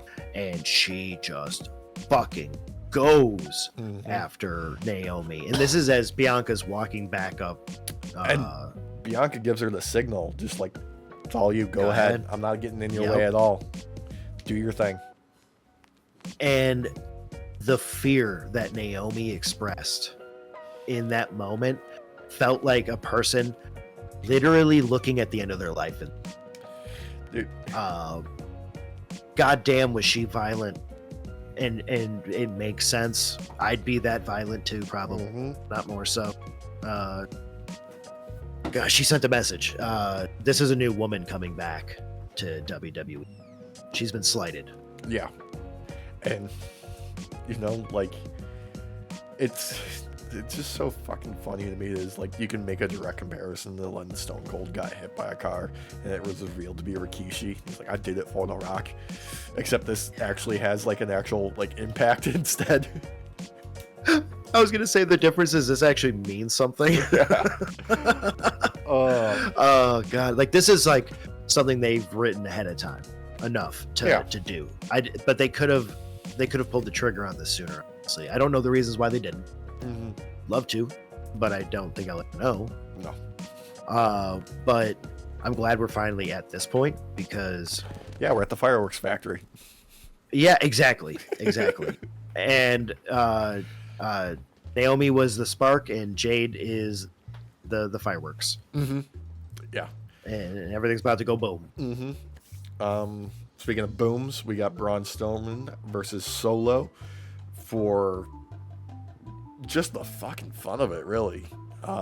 Yeah, this is just like for the love of the game style match here, where they're just like, we're just gonna throw some bombs and do some crazy shit and have fun. I feel like they're trying to keep up the effort of how their version of the line they don't care about disqualifications. They beat up the other guy. Yeah. Which was no exception here to some degree, except that this is on Strowman. So you can do some things to him, but he's going to catch you midair and then whoop the shit out of you. Oh, yeah. So yeah, surprisingly, a lot of speed from these two. Yeah, they usually play a little bit slower. They were like moving like a half step faster than usual, I would say. Yeah, I think the only weird moment where it was kind of a slow is when Strowman went into the steps. Yeah, very early on. It was still a great moment, but I felt like he kind of slow walked it a little bit because he didn't really want to hit those things. I don't blame him. I mean, he's a big boy. Those knees have got to be, little sensitive. Yeah, I agree. Don't blame him on it. But that was really like my only thing where I would say like I felt like they did a slow. Otherwise, I mean, you had Jacob Fatu come up. Like he's gonna set the speed from that point. Oh yeah, and it's gonna be, as he likes to say, all gas, no brakes. Exactly. I like just keeping the new bloodline in the mix still. Like we don't have like a set direction for them quite yet, but they're still around. Like they're still up to something. We just don't know what yet. Yeah. I feel like this was kind of like one of those in-between matches for sides. Because I don't know. There wasn't a lot going on in this match still technically at the end of the day. There wasn't a lot of stakes. Jacob had a suicide dive. That kind of he went through a table. That thing got right back up. And they got right back up. Yeah. So there was a few things that happened. But yeah, this felt like kind of like a middle of the road match for everyone until they get this path and go. Yeah. Following this though, we got a real nice moment. They played Cody surprising Lex Luger with DDP, telling him you're going into the Hall of Fame. It's long overdue. Very sweet moment. Yeah, and I cried again. So SmackDown has been the cry fest for me. Yeah. As of late, because I have been watching Lex Luger's journey. I know it's God. DDP. Have you been watching it on DDP's channel? Yeah, DDP's a fucking saint. If you guys haven't, look up DDP's channel on YouTube. Yeah. He shares a lot of people's journeys. It's really And watch Butterbean's Lex, journey. My God. Yeah. With Lex, it's no different. To see him stand up, I started crying. I started bawling. That was a big moment. Yeah. God, I can already picture it now, like Hall of Fame, like DDP's gonna, wheel him up there, and then he's gonna get out of that chair and go up to that microphone, and there's not gonna be a dry house in that fucking house, dude. Like it. Yeah. Oh, damn. He's gonna take. He's gonna take maybe just a few steps, even just a couple. It's gonna be something like that, and if maybe you haven't seen it, again, check out DDP's channel and watch Lex's journey because and his story. Because DDP, it's not always just the journey, it's also the story too. Yeah. Person, it can help focus you, and it's really nice. And this was no different. It was nice for Cody to jump in. I feel like Cody's kind of that anchor point as a face in this moment to bridge the gap between the old guard and the new guard.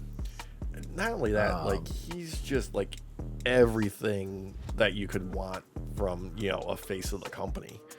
Like the dude is making the dates, he's showing up to every show, he's doing whatever they ask of him, but like the crowd love him for every reason possible. Like he puts in the work, he's the company man, like he does whatever is asked of him, he can do whatever you want in the ring for him, he can play up the promos, he can do goofy fucking carny bullshit gimmicks, and it's believable. Like, yep. I honestly believe like Cody Rhodes, like we've made allusions to he'll be in the Hall of Fame at some point. Like it's guaranteed. It's just a question of whether he wants to hang up the boots and whether or not he's gonna die in the ring. Yeah, and that's another one of those things because I feel like Cody was born in a ring and he'll be in a ring. Yeah. Which I'm here for in many ways because he'll. But yeah, he lives and breathes this. Him going to see Lex was not like him just going to see one of the timers. Yeah. Like because of his father and everything, this growing up and all that, he was only ever surrounded by this shit. So he knew Lex. He knew everybody in this. Seeing Lex was like seeing an old friend. Dude, and I think that's a big difference. That he's getting his flowers. Oh yeah. Too. Yes, agreed. I'm hoping we get one more match. One more match. Him and Mick Foley. Fuck it. Oh, dude. No. We gotta have face off against the one. Yeah. Okay. Let's do it. Oh shit. But I'm happy. I'm happy it's happening. You said it's, and if you haven't seen this segment on SmackDown, have some tissues ready. Didn't need tissues for the next match. Chelsea Green versus Michin, United States Championship match in a street fight. Chelsea coming out wearing fucking Cactus Jack. What was it? Is it Cactus Green? Was what she calling herself? Cactus Green. Yep. Yeah. Just shenanigans. Just every type of weapon that they could get their hands on. Let's just do goofy fucking hardcore shit. Yes. The fire extinguisher. Yes. Chelsea sold the shit. Yeah. She's real good at that. And then the surprise is Alba Fire, looking like another member of the Secret Service. Apparently, Chelsea Green is going to hire all the Irish lasses to work for her. I mean, she needs some hitmen. And let me tell you, the Irish are very good at fighting long-term. I thought you were going to make a reference to Colin Farrell as Bullseye and Daredevil. Oh, that would have been great. Damn it, Derek. Yeah, it's okay. Hold on. Scrub that. Yeah.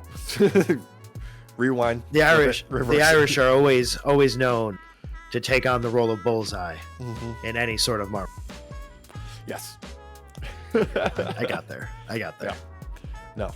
Great development for Green. More shenanigans for her to have in the future. More stuff for Piper Niven to do. Glad to see Alba Fire's got something to do since they fired Isla Dawn. Yeah. Yeah. It's got to be said, Micha looked great out there too. I think Yep. this also helped catapult her matches. Yeah, a little bit. Uh, A little bit. And she was wearing the Eagles jersey too. Yeah, she was. Damn straight. I mean, you're gonna have a street fight. You're gonna, show up and represent Philly. Come on. Oh God, yeah. I'm surprised she didn't have like a sock full of batteries to throw at her. Well, she did have a trash can full of things, which is a close second. Close second. So, yeah. Then of course we had Cody Rhodes coming out to address heel Cena, shining just giant spotlight on that fucking black eye. yeah. Just, my God. Travis. Yeah. Whether or not he's got real heat or not, I don't care. I feel like Cody would have embraced him even harder if he had blacked both of his eyes out, because Cody would absolutely play it up just for the sake of selling tickets. Well, okay, so back in the locker room, people are real mad at Travis for this. Yeah. Because they knew that he was going to get fit. They didn't think something like this was going to happen. I know. So some of the wrestlers behind the scenes were allegedly, he was also told, "Hey, lay it in." yeah, which I wouldn't doubt what came from Cody himself. Yeah. To be fair, because Cody's a carny son of a bitch. He is. He's absolutely a carny son of a bitch. But great fucking heartfelt promo from Cody, as usual, as to be expected. Can't complain about that. I want to run. We're getting kind of long here, so let's run through the rest of the stuff here. Oh, yeah. Jimmy versus Scottish Warrior, Drew McIntyre. Up or down, Alex?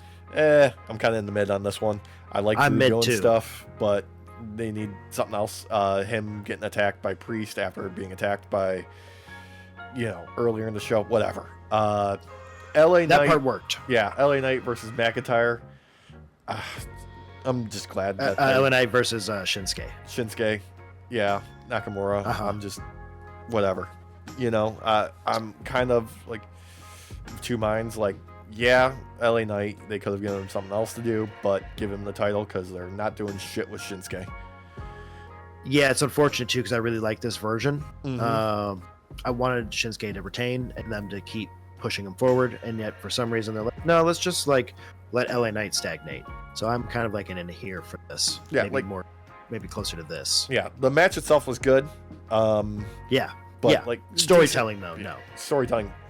Better booking for Shinsuke in the future. Like, give him something. You put all that work into changing his character. Do something more with him. Have him take on Gunther and take on since they didn't allow LA Knight to move up. Oh no! Have him take out Braun. Ooh, dude! Imagine him going for that spear and Shinsuke catching him with the knee, just the Kinshasa, like just right in the chin. That'd be dope. Oh, when he's going to go 35 million miles an hour off the ropes, he just sprays mist in the middle so that no matter what, Braun runs through it. It's just like yeah. Good silly shit. Something we skipped over. Randy with his extended promo in the ring. That's right. It did work for me. Technically, I went on too long, and you could tell it was going too long because even Randy was getting bored. Yeah, a little bit. And there's one thing we know about Randy Orton is he doesn't do a lot of things quickly. No, he does not. I do want to.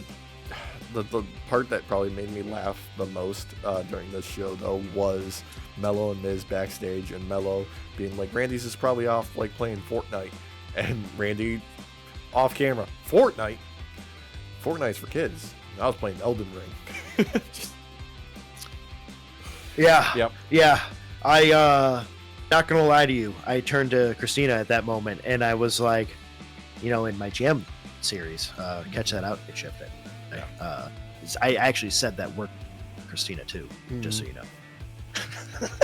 But I was like, he did the same thing in my show too. He took a big break so he could play fucking Elden Ring. Mm-hmm. Rightfully so, because you know what, he's earned it. Yes, but to close out SmackDown, though, I will say SmackDown was more about the storytelling this week than it was the matches in my book. Yeah, it felt like because less the matches of a were B show than it has the past couple of weeks. Yes, I felt like they were actually putting some stakes on real for this once. And we also didn't have an impromptu match for the first time in like 3 months. So yeah, that's true. Or sorry, impromptu. Yeah. So I'll give them that.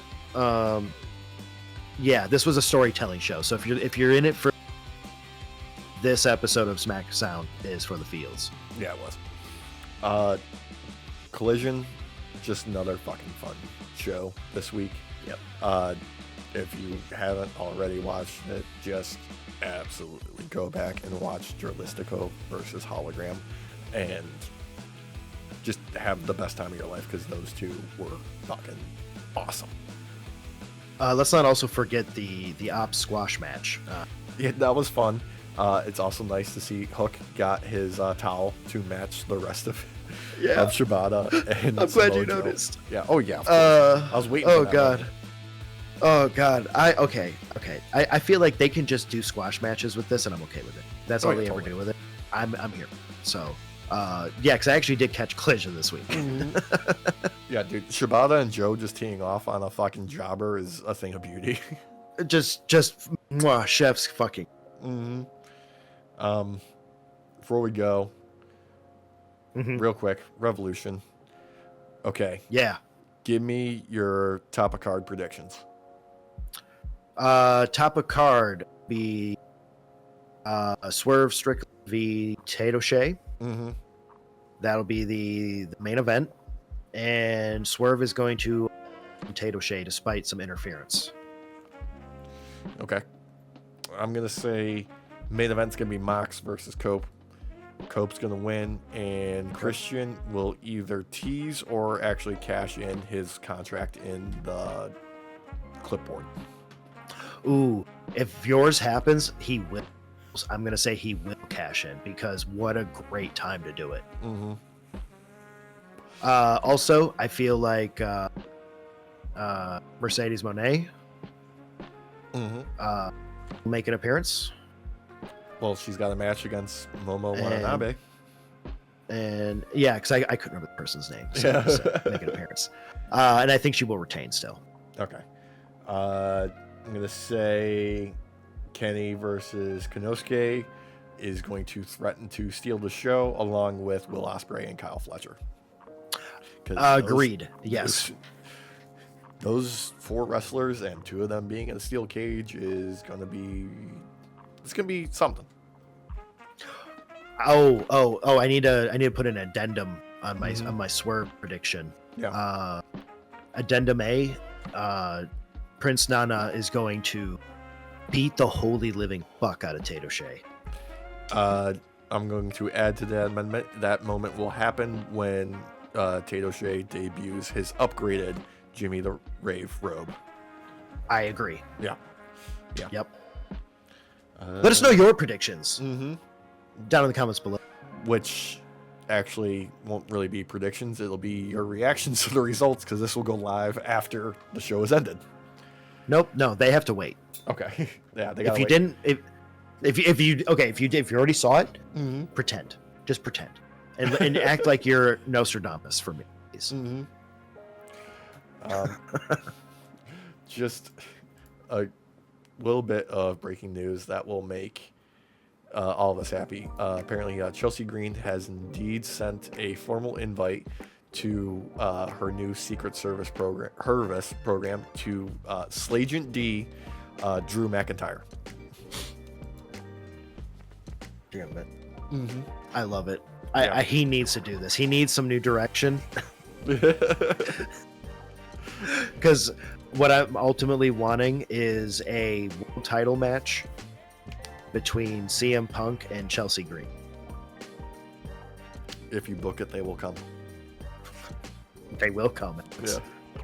Thank you so much for joining us this week. We'll see you next week, where we'll probably be talking about Revolution extensively a week after it airs. Remember, like, comment, share, subscribe, do all engagement, hit all the buttons. We really appreciate it. We'll see you next time. Only thing left to do, let's say good night, Derek. Buenas noches, Night Shift. Peace. Go watch Revolution again. Come in ropes.